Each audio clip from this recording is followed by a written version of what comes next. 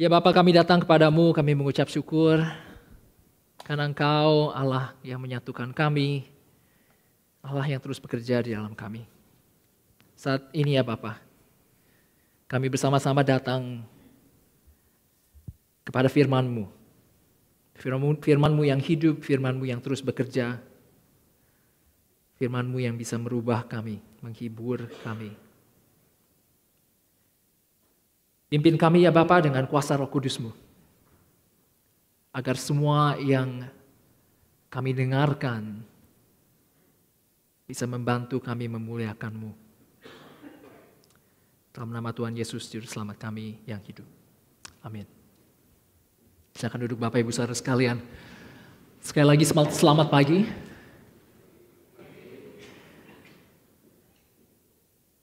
Hari ini hari yang sedikit menyedihkan karena ini hari yang terakhir saya melayani di IPC sebagai salah satu pendeta di sini. Saya sudah melayani di sini selama 12 tahun. Dan sebelum itu juga adalah anggota jemaat IPC. Jadi sudah selama kira-kira 25 tahun saya ada di gereja ini. Dalam 25 tahun itu hanya 1 tahun saya nggak di gereja ini. Dan ini juga gereja di mana saya menjadi Kristen.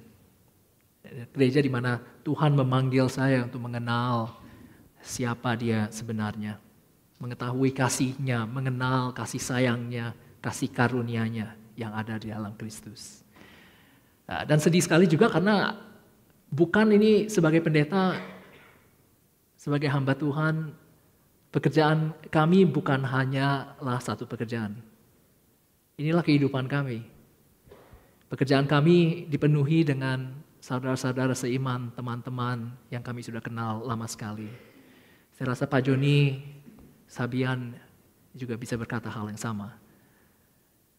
Karena itu hari ini saya berpikir cukup lama memikirkan apa yang ingin saya katakan. Sebagai khotbah terakhir sebagai pendeta di sini, apa yang ingin saya katakan? Apa yang saya ingin berikan kepada Bapak Ibu Saudara sekalian. Kepada jemaat IPC. Mungkin sedikit seperti satu bingkisan yang saya ingin tinggalkan kepada Bapak Ibu Saudara sekalian. Untuk menguatkan iman, untuk memberikan penghiburan. Dan yang saya bisa pikirkan saudara sekalian adalah bagian Alkitab ini. Saya dibawa Tuhan untuk melihat dan mengingat lagi bagian Alkitab ini. Kitab Filipi pasal yang kedua. Ayat pertama yang ke-11. Kitab Filipi ini ditulis oleh Rasul Paulus hampir di akhir kehidupannya. Dia udah gak bisa lagi akan berkunjung ke Filipi, dia sekarang sudah di penjara di Roma. Tidak tahu apa yang akan terjadi dengan dia. Ini bisa mungkin dikatakan salah satu kata-kata terakhirnya.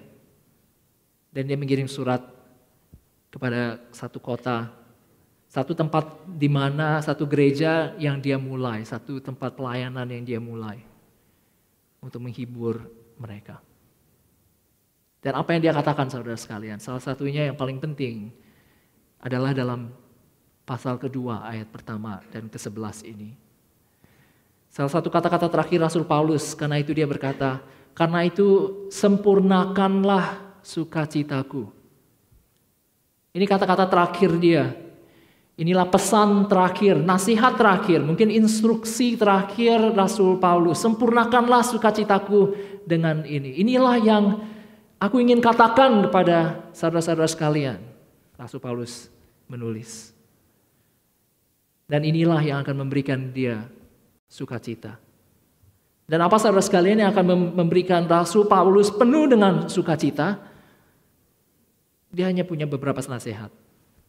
Hendaklah mereka bersatu dan hendaklah mereka merendahkan diri, rendah hati, satu dengan yang lainnya.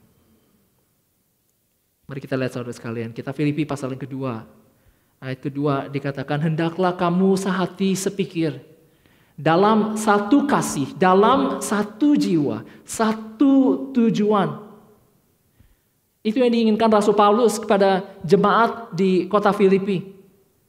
Agar mereka bersatu, mereka punya satu hati, satu pikiran, satu kasih, satu jiwa, satu tujuan. Mereka tidak terpecah belah, mereka tidak mementingkan kepentingan diri mereka sendiri. Supaya mereka punya satu kesatuan. Dan untuk punya satu kesatuan, saudara sekalian,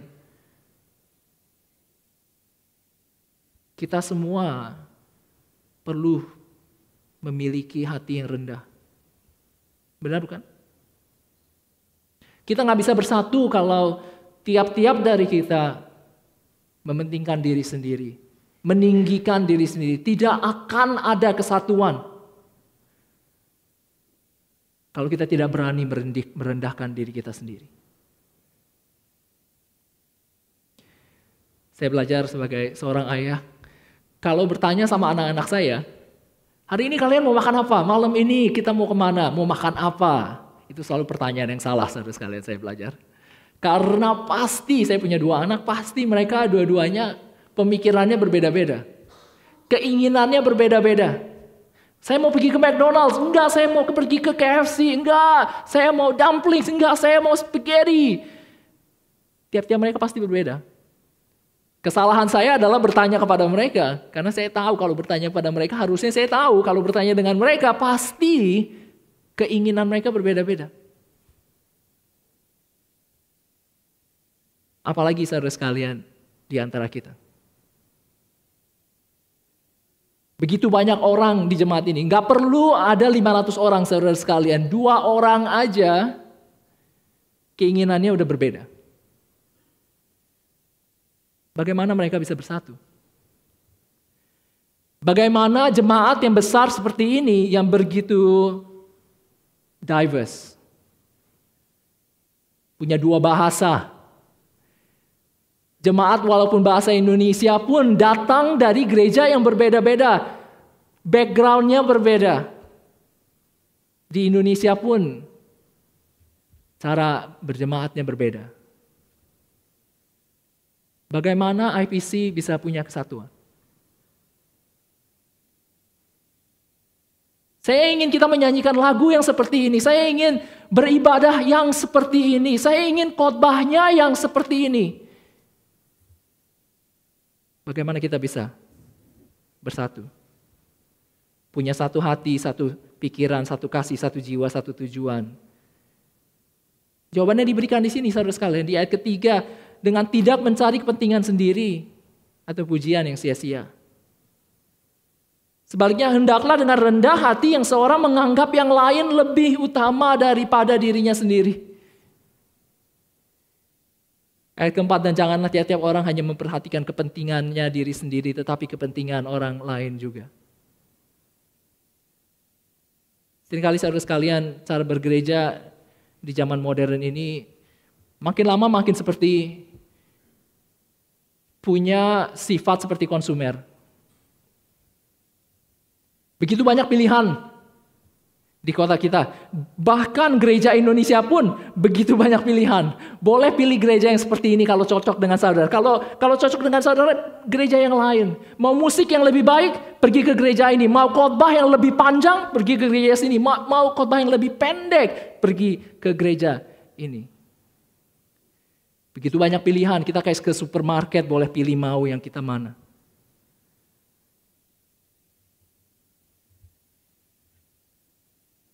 Tapi yang diajarkan oleh Rasul Paulus, yang dikehendakkan oleh Rasul Paulus, nasihat Rasul Paulus bukan seperti itu. Kita bukan datang untuk mementingkan diri sendiri, untuk meninggikan diri sendiri, bukan untuk mau apa yang kita inginkan.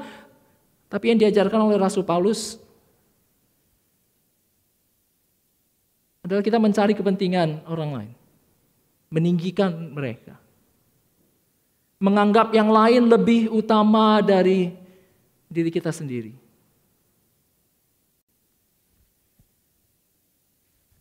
Dan bukan hanya itu aja saudara sekalian. Lebih lagi Rasul Paulus memberikan satu instruksi lagi yang memperjelas apa yang dia maksudkan. Bagaimana caranya kita merendahkan diri. Sampai seperti apa kita perlu merendahkan diri. Rasul Paulus berkata, hendaklah kita seperti Tuhan Yesus. Di ayat kelima, saudara sekalian, hendaklah kamu dalam hidupmu bersama menaruh pikiran dan perasaan yang terdapat juga di dalam Kristus. Apa yang ada di dalam Kristus, bagaimana cara Tuhan Yesus berpikir, itulah yang kita perlu punya. Coba bayangkan saudara sekalian, bagaimana kalau misalnya setiap dari kita punya satu screen TV di kepala kita. Dan screen TV ini selalu menunjukkan apa yang ada di dalam pikiran kita. Coba bayangkan sebentar saudara sekalian, apa yang ada di pikiran kita sekarang, semua akan ditunjukkan dalam screen TV ini. Kalau ada orang yang mau datang, oh halo Bapak ini, bisa melihat langsung screen TV di atasnya. Apa yang ada dalam pikiran kita? Apa yang ada ditulis di pikiran saudara sekarang? Kita nggak bisa menebak. Hanya kira-kira. Tapi apa yang ada dalam pikiran Tuhan Yesus? Bagaimana cara dia berpikir? Kita perlu tahu karena Rasul Paulus berkata, inilah yang engkau perlukan. Kita harus punya pikiran yang sama dengan Yesus Kristus. Apa yang ada dalam pikiran Tuhan Yesus?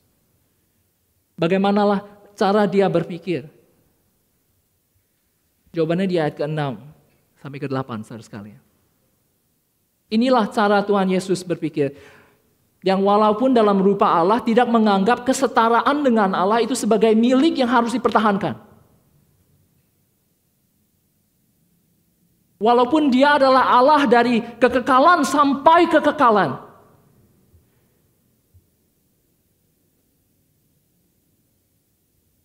Tapi apa yang dia lakukan di ayat ke-7, dia mengosongkan diri, melainkan telah mengosongkan dirinya sendiri. Dia merendahkan dirinya sendiri. Bagaimana caranya saudara sekalian dia merendahkan dirinya sendiri? Dia mengambil rupa seorang hamba, dia menjadi manusia, dia menjadi seperti kita walaupun dia adalah pencipta langit dan bumi yang sudah ada dari kekekalan sampai kekekalan yang adalah Allah 100%. Tapi dia tidak pegang. Dia let go. Dia menjadi sama dengan manusia. Di ayat ke-7 dikatakan. Bahkan lebih lagi. Bukan hanya dia merendahkan diri, menurunkan dirinya sendiri. Merendahkan dirinya menjadi manusia. Apa yang dia lakukan? Dia merendahkan dirinya sampai mati. Dan bukan hanya mati saja sekalian, mati di kayu salib. Kita bisa melihat di sini saudara sekalian di 3 ayat ini. Rasul Paulus menulis dengan secara hati-hati ingin menjelaskan kepada kita bagaimana Tuhan Yesus begitu merendahkan dirinya. Dia bukan hanya merendahkan diri menjadi manusia, tapi dia rela mati dan bukan hanya mati saja tapi mati di dalam kayu salib. Kematian yang paling mengerikan. Kematian yang paling menyedihkan. Kematian yang paling memalukan.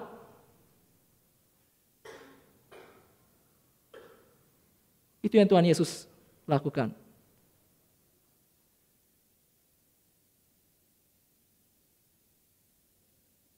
Dan yang dinasehati oleh Rasul Paulus ini yang diinstruksikan kepada jemaat di Filipi dan kepada kita semua karena ini dalam firman Tuhan adalah kita harus seperti Yesus dalam merendahkan diri.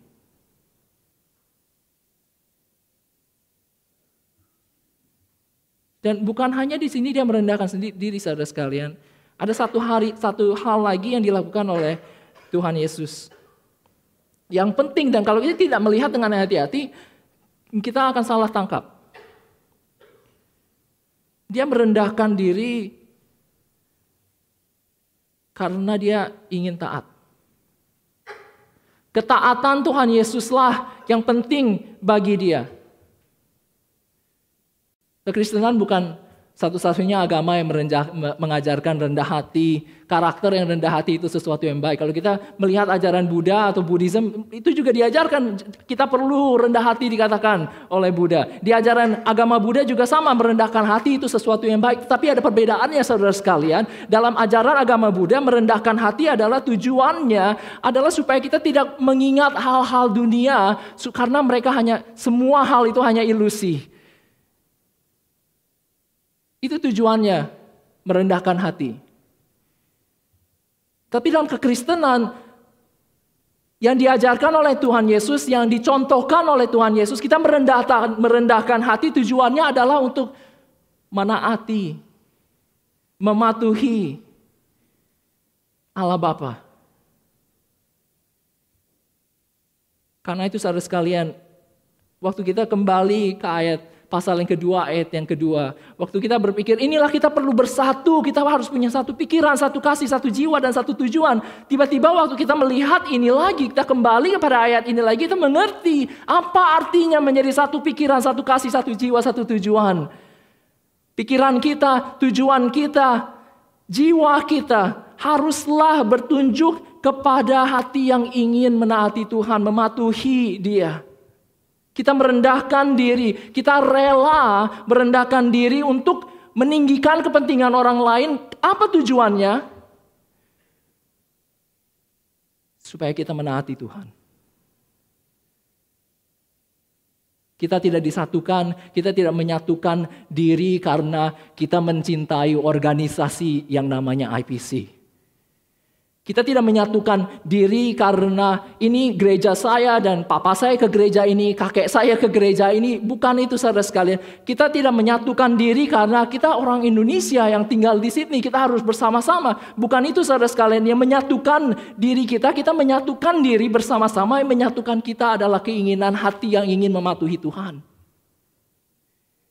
Yang ingin meninggikan Tuhan. Yang tahu bahwa Tuhan Allah adalah yang paling besar. Tuhan Allah adalah tujuan kehidupan kita bersama.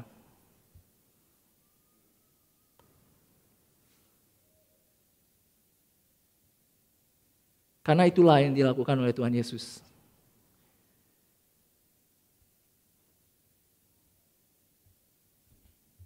Dan karena Tuhan Yesus merendahkan dirinya, di ayat ke-9, itulah sebabnya Allah meninggikan Dia, mengaruniakan kepadanya nama di atas segala nama, supaya dalam nama Yesus bertekuk lutut segala yang ada di langit dan yang ada di atas bumi dan yang ada di bawah bumi, dan segala lidah mengaku Yesus Kristus adalah Tuhan bagi kemuliaan Allah Bapa. Tuhan Yesus merendahkan dirinya menjadi yang paling rendah untuk mematuhi, menaati Allah Bapa, karena itu Allah meninggikan Dia menjadi yang paling tinggi. Nama yang paling tinggi. Semua lutut berlutut. Semua lidah mengaku Yesus Kristus adalah Tuhan.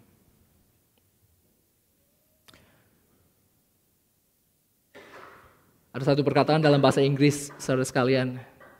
Jelas sekali kita dikatakan, hendaklah seperti Yesus. Tapi kalau kita pikir-pikir, ada satu perkataan dalam bahasa Inggris yang berkata, we need to talk about the elephant in the room. Ada sesuatu yang kayaknya mengganjal sekali. Ada sesuatu yang kalau kita pikirkan bersama-sama, jelas sekali bahwa apa yang diinstruksikan oleh Rasul Paulus di sini itu begitu sulit.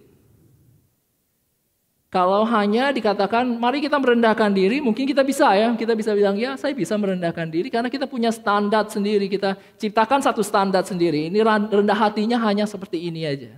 Tapi kalau waktu di sini Rasul Paulus berkata lebih lagi, bukan hanya merendahkan hati, bukan hanya bersatu, tapi harus seperti Yesus. Yesus yang adalah Tuhan menjadi manusia, bahkan rela mati, bukan hanya mati, tapi lebih lagi, mati di kayu salib Kan saudara sekalian, Tuhan yang berani melakukan itu, yang rela melakukan itu, kita harus seperti Dia. Mana bisa? Apakah ada saudara yang bisa keluar dari tempat ini dan berkata, ya saya akan seperti Tuhan Yesus, saya bisa seperti Tuhan Yesus, rela seperti Tuhan Yesus bagi saudara-saudara seiman saya? Saya rasa nggak ada. Saya rasa nggak ada satupun kita di sini yang bisa. Dan kalau saya meninggalkan saudara sekalian jemaat IPC dengan instruksi seperti ini,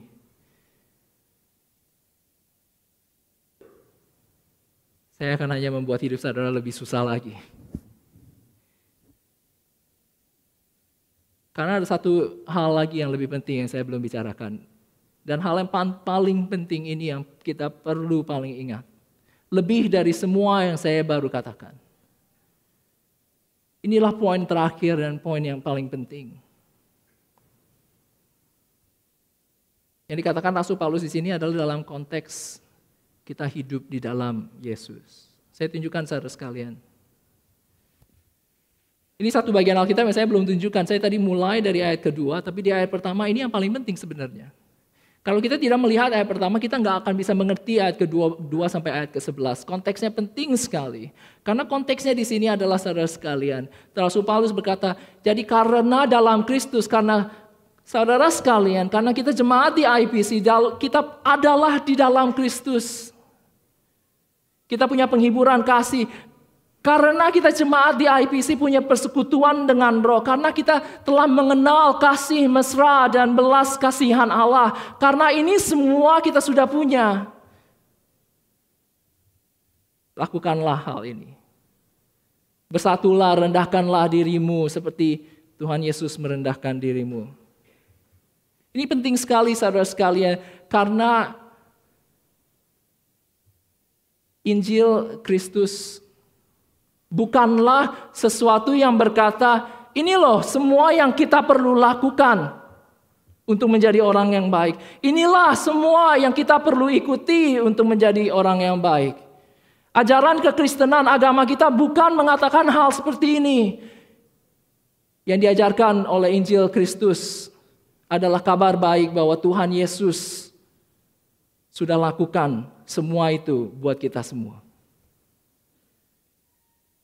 Kita adalah orang-orang, kalau saudara adalah orang-orang yang mengikuti Kristus, yang mengenal nama Kristus, saudara sudah menerima belas kasihan Tuhan, saudara sudah menerima penghiburan kasih, saudara sudah menerima Roh Kudus di dalam saudara, saudara sudah hidup di dalam Kristus, Kristus ada di dalammu sekarang.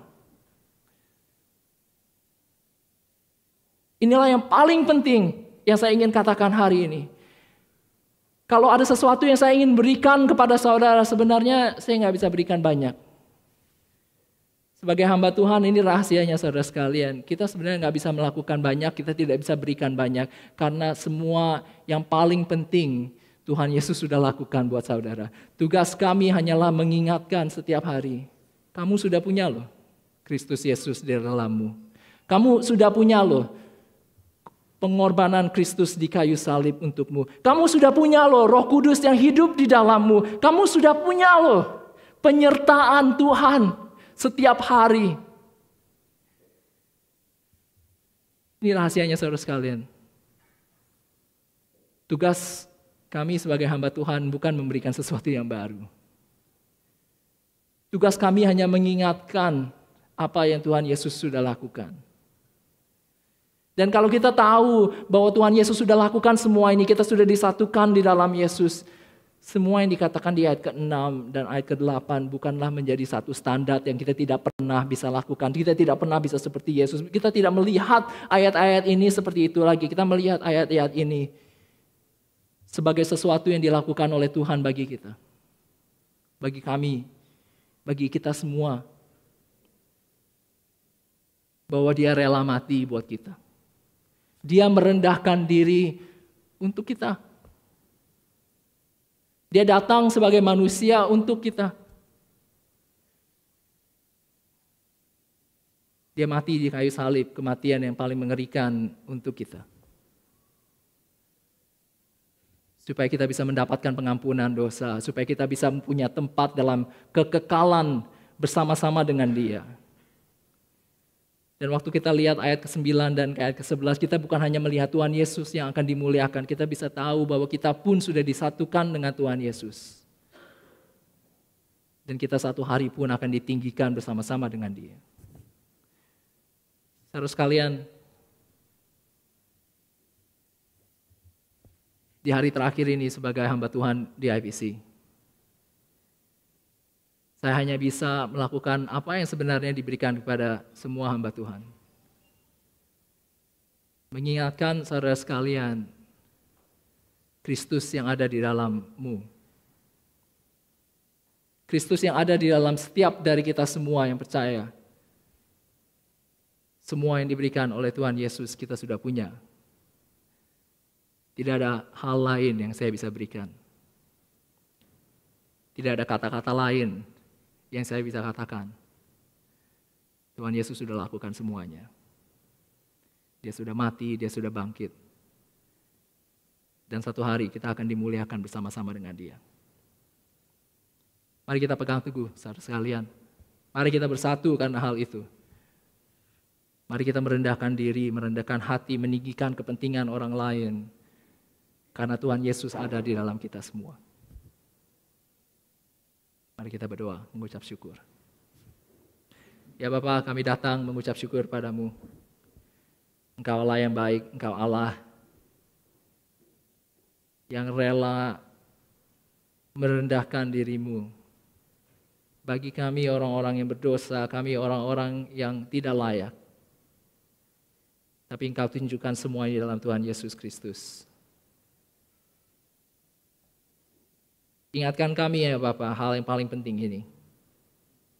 Bahwa semua yang kami lakukan bukan dari diri kami sendiri, tapi dari Yesus Kristus yang ada di dalam kami sekarang. Semua yang kami perlu lakukan berasal dari Yesus yang ada di dalam kami sekarang, karena Yesus sudah lakukan semuanya. Ajar kami untuk terus bersandar kepada Dia saja. Memegang teguh kepada Dia saja. Hadiah yang paling besar Engkau telah berikan dalam Kristus. Ya Bapa, kami berdoa agar kami tidak pernah meninggalkan Dia. Kami berdoa agar kami terus pegang teguh pada Yesus Kristus. Dialah harapan kami. Dialah keselamatan kami. Kehidupan bisa punya banyak hal yang baik dan yang buruk. Tapi kami tahu Engkau bersama-sama dengan kami. Karena semua sudah dilakukan oleh Yesus. Dan kami berdoa ya Bapak untuk gereja kami ini, IPC. Walaupun banyak perbedaan, tapi kami telah sudah disatukan di dalam Kristus. Bukan karena kami orang Indonesia, bukan karena kami punya sejarah di gereja ini, tapi karena Yesus mati bagi kami. Yesus bekerja di dalam kami, Roh Kudus-Mu menyertai kami. Pimpin kami ya Bapa, agar kami bisa benar-benar seperti Yesus, punya pikiran Yesus, punya perasaan Yesus. Kami bisa menjadi kopinya Yesus, menjadi duplikat Yesus dengan relasi kami satu dengan yang lain. Merendahkan diri untuk kepentingan orang lain. Mengasihi karena Engkau telah mengasihi kami. Merendahkan diri karena Engkau telah merendahkan diri bagi kami. Dan kami berdoa ya Bapa, agar penyertaan-Mu begitu nyata. Agar setiap orang yang datang, setiap orang yang melihat bagaimana cara kami hidup, bisa benar-benar melihat Kristus dan mereka pun bisa percaya, dan mereka pun bisa diselamatkan. Itulah keinginan hati kami ya Bapa. Pakai gereja ini agar bisa menjadi berkat bagi dunia. Bukan hanya dipuji-puji, bukan untuk dipuji-puji oleh orang lain, tetapi supaya orang lain bisa memuji-muji Kristus. Supaya mereka bisa melihat Kristus yang di dalam kami, bukan kehebatan kami sendiri. Ya Bapa, tinggikanlah Kristus di dalam kami. Biarlah nama-Mu dimuliakan sekarang dan sampai selama-lamanya. Amin.